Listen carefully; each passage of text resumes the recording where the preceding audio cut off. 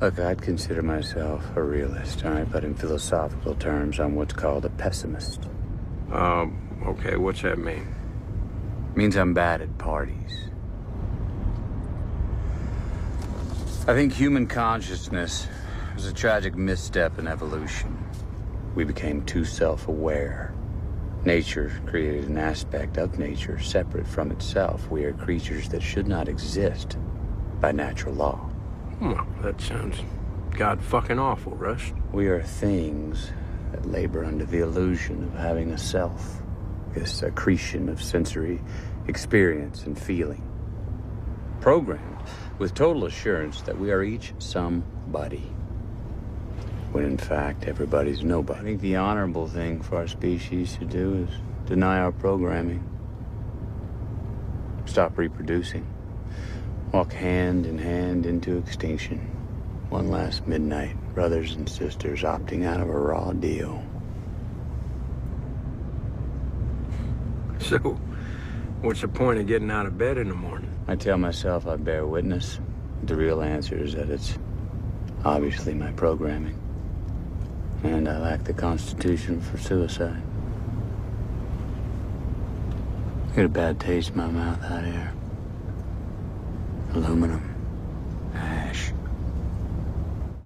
See, we all got what I call a life trap. There's gene-deep certainty that things will be different. That you'll move to another city and meet the people that'll be the friends for the rest of your life. That you'll fall in love and be fulfilled.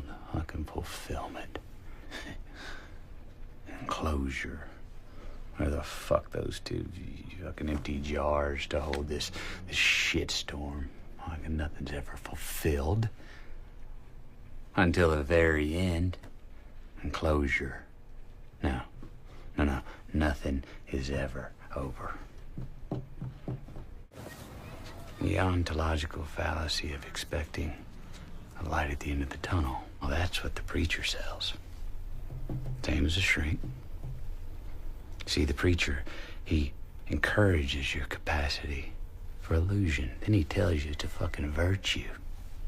There's always a buck to be had doing that. I mean, it's such a desperate sense of entitlement, isn't it? Surely this is all for me. Me?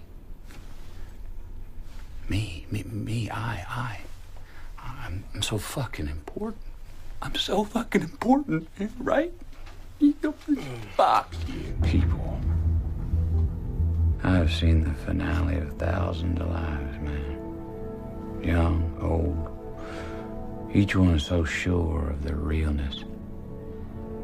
You know that their sensory experience constituted a unique individual with purpose, meaning. So certain that they were more than a biological puppet.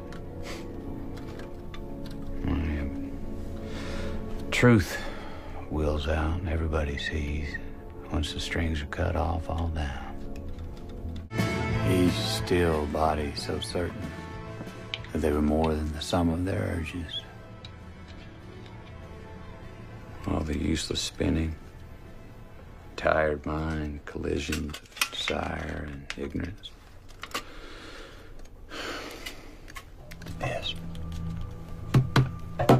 This is what I'm talking about. This is what I mean when I'm talking about time and death and futility. There are broader ideas at work, mainly what is owed between us as a society for our mutual illusions. Our 14 straight hours of staring at DBs, these are the things you think of. You ever done that? You look in their eyes, even in a picture. Doesn't matter if they're dead or alive, you can still read them. And you know what you see? They welcomed it. Not at first, but right there in the last instant. It's an unmistakable relief. See, because they were afraid.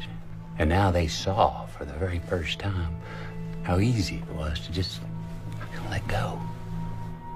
And they saw, in that last nanosecond, they saw what they were. That you, yourself, this whole big drama, it was never anything but a jerry-rig of presumption and dumb will. And you could just let go. Finally know that you didn't have to hold on so tight. To realize that all your life, not all your love, all your hate, all your memory, all your pain, it was all the same thing. It was all the same dream, a dream that you had inside a locked room. A dream about being a person. I know what happens next. I saw you in my dream. You're in Carcosa now. With me. He sees you. You'll do this again. Time is a flat circle. Mr. Nietzsche, shut the fuck up. Put it down. Sinks into Marty! twin moon. There you go. Black star.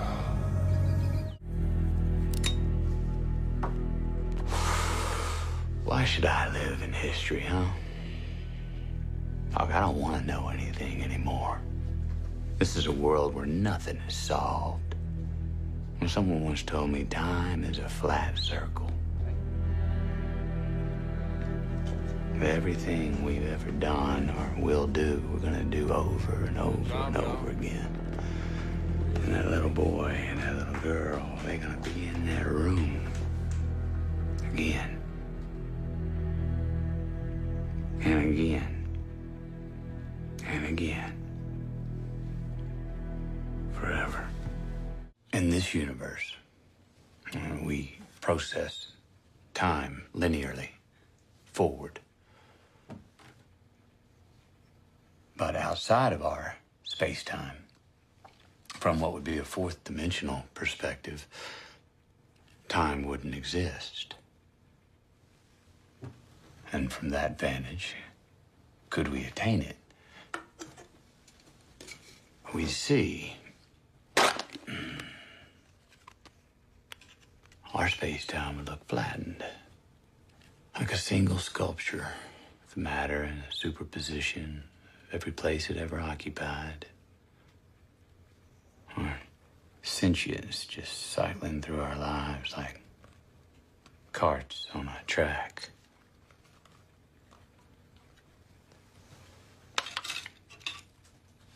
See, everything outside our dimension, that's eternity. Eternity looking down on us. Now, to us, it's a sphere. But to them, it's a circle.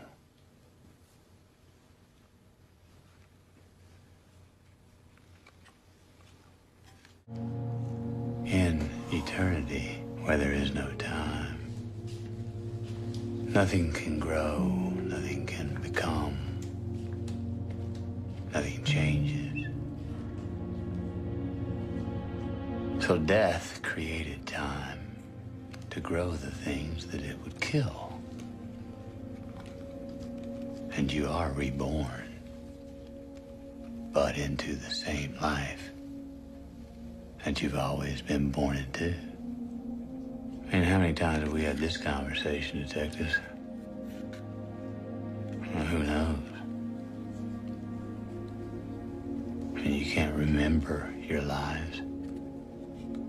You can't change your lives. And that is the terrible and secret fate of all life. You're trapped. Like a nightmare you keep waking up into.